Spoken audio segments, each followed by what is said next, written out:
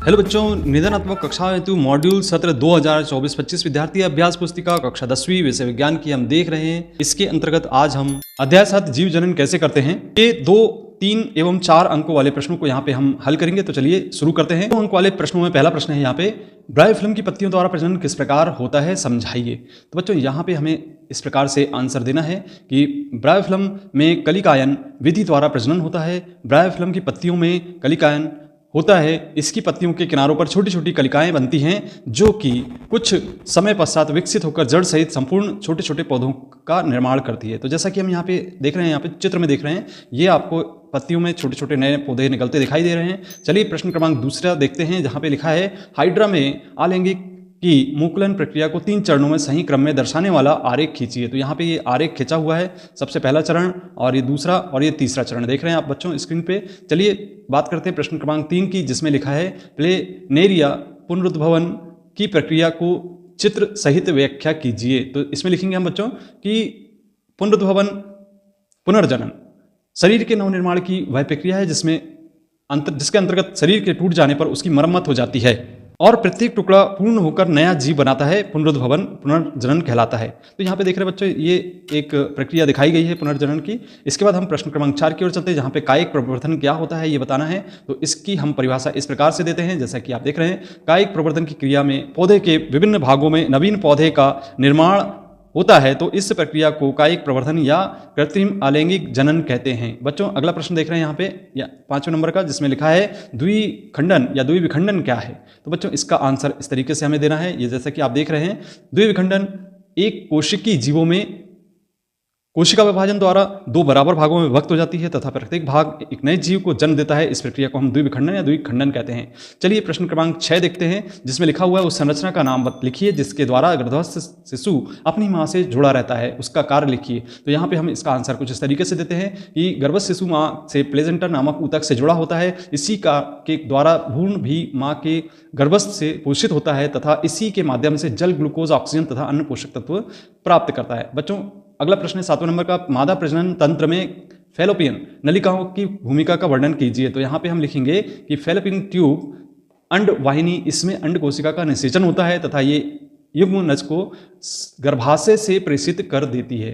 तो बच्चों ये थे 2 अंक वाले प्रश्न। चलिए अब हम बात करें 3 अंक वाले प्रश्नों में। पहला प्रश्न है डीएनए प्रतिकृति का प्रजनन से क्या महत्व है, और यहाँ पे बताएंगे कि लैंगिक जनन में डीएनए की क्या भूमिका है। तो बच्चों इस तरीके से इसका आंसर हम देंगे। यहाँ आप देख रहे हैं जैसे कि स्क्रीन पे कि जनन में एक कोशिका द्वारा डीएनए की प्रतिकृति का निर्माण तथा अतिरिक्त कोशिकीय संगठन का सृजन होता है। डीएनए के अणुओं में आनुवंशिक गुणों का संदेश होता है जो जनक से संतति पीढ़ी तक स्थानांतरित होता है। अतः जनन की मूल घटना डीएनए की प्रतिकृति बनाता है, इसलिए जनन के लिए डीएनए की प्रतिकृति बनाना आवश्यक है। बच्चों अगला प्रश्न है 2 नंबर का, बहुत ही महत्वपूर्ण प्रश्न है, परागण व निषेचन में 3 अंतर स्पष्ट कीजिए। तो बच्चों यहाँ पे हम 3 अंतर कम से कम लिखेंगे। तो जैसा कि हम देख रहे हैं यहाँ पे परागण निषेचन में अंतर, सबसे पहला अंतर देख रहे हैं आप कि परागण से पराग कणों से वर्तिकाग्र पर पहुंचने की क्रिया को हम परागण कहते हैं, और यहाँ पे नर एवं मादा जनन इकाइयों गैमेट्स के मिलन को निषेचन कहते हैं। परागण के लिए बाह्य साधनों, वायु, जल, कीट आदि की आवश्यकता होती है। इसके लिए किसी भी बाह्य साधन की आवश्यकता नहीं होती है। यह एक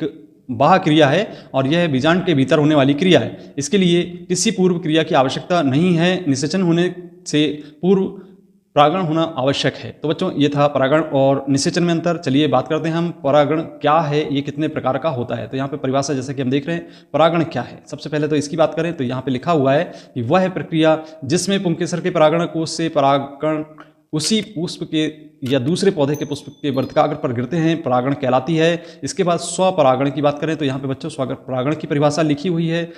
स्वपरागण में आप लिखेंगे कि जब एक ही पुष्प के परागण उसी पुष्प के वर्तिकाग्र पर पहुंचते हैं तो इस क्रिया को स्वपरागण कहते हैं। और परपरागण की परिभाषा आप देख रहे हैं, जब एक पुष्प के परागकोश से परागण दूसरे पुष्प के वर्तिकाग्र तक किसी माध्यम की सहायता से पहुंचते हैं तो इस क्रिया को हम परपरागण कहते हैं। बच्चों ये था परिभाषाएं। अब इसके बाद 4था प्रश्न देख रहे हैं, लैंगिक जनन किसे कहते हैं, समझाना है। तो यहाँ पे लैंगिक जनन के बारे में समझाया गया है, आप ध्यानपूर्वक देख सकते हैं। इस जनन विधि में जीवों में विशिष्ट प्रकार की जनन कोशिकाओं का निर्माण होता है। इन जनन कोशिकाओं को युग्मक कहते हैं। युग्मक 2 प्रकार के होते हैं, नर युग्मक और मादा युग्मक। इन दोनों युग्मकों के संयोजन के युग्मनज से बनता है और युग्मनज नई संतान को उत्पन्न करता है। अधिकांश उच्च श्रेणी के पादप एवं प्राणियों में लैंगिक जनन प्रजनन की मुख्य विधि होती है। बच्चों 5वां प्रश्न देख रहे हैं, क्या जनन में बनी दो कोशिकाएं एक दूसरे से बिल्कुल ही समान होती हैं?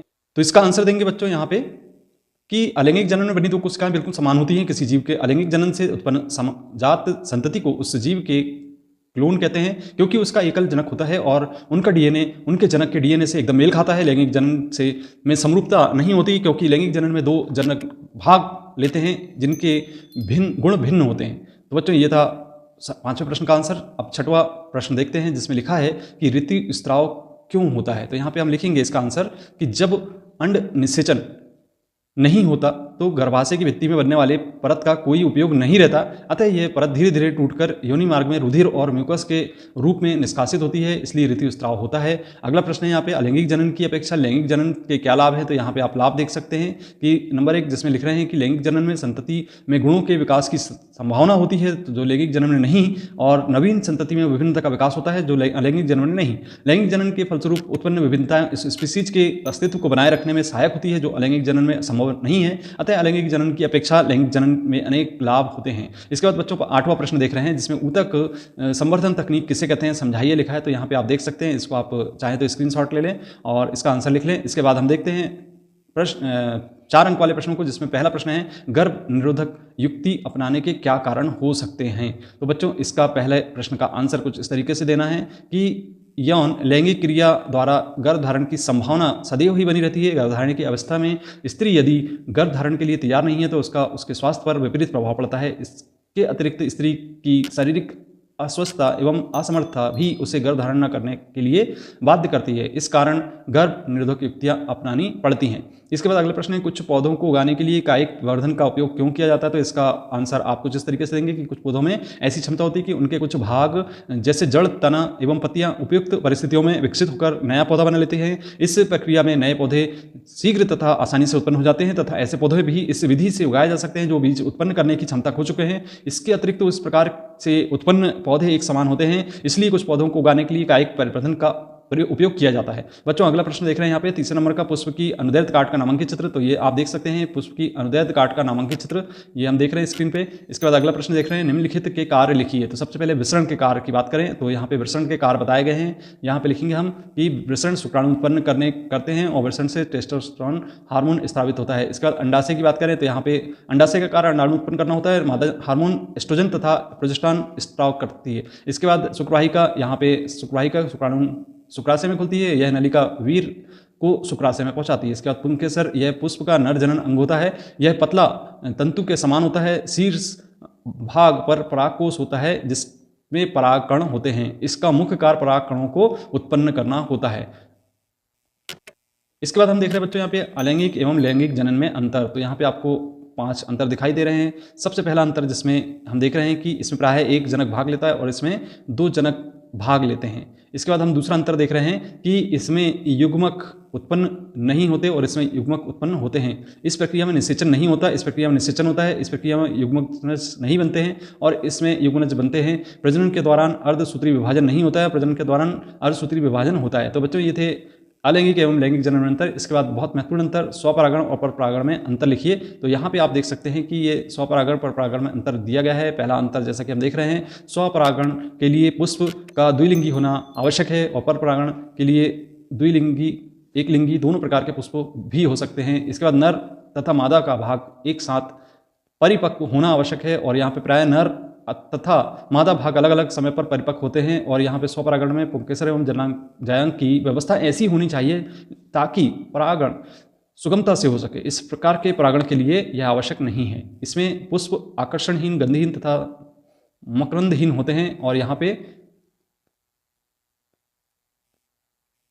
परागकण वाले पुष्प को छोड़कर बाकी जो पुष्प हैं वो आकर्षण, सुगंधित एवं मकरंद युक्त होते हैं। इसके लिए बाह्य माध्यम की आवश्यकता नहीं होती और इसके लिए बाह्य माध्यम जैसे वायु, जल, कीट या जंतुओं की आवश्यकता होती है। तो बच्चों ये था स्वपरागण परपरागण में अंतर। अब आइए देखते हैं मानव के मादा जनन तंत्र का आरेख दर्शाने के लिए स्त्री केसर की अनुदैर्ध्य काट का आरेख खींचिए तथा निम्नलिखित भागों को नामांकित कीजिए। तो यहाँ पे अंडाशय, अंडवाहिका, गर्भाशय और योनि के बारे में यहाँ पे जनन अंग में बताना है। तो ये आपको इस तरीके से एक मादा जनन अंग का चित्र बनाना है। इसके बाद इसमें लिखा हुआ है कि अंडाशय में क्या होता है, अंडवाहिनी यह स्थान जहाँ पे अंडों का निर्माण होता है और अंडवाहिका वह स्थान जहाँ अंडों की निषेचन क्रिया होती है और गर्भाशय मतलब वह स्थान जहाँ पे अंडों की स्थापना होती है और योनि मतलब इस मार्ग में ही शुक्राणु प्रवेश करते हैं। इसके बाद वर्तिकाग्र एवं परागकणों के अंकुरण का नामांकित चित्र, तो यहाँ पे आप देख सकते हैं ये परागण वर्तिकाग्र, नर युग्मक, परागनली और अंडाशय यहाँ पे मादा युग्मक, इस तरीके से ये नामांकित चित्र आप देख सकते हैं।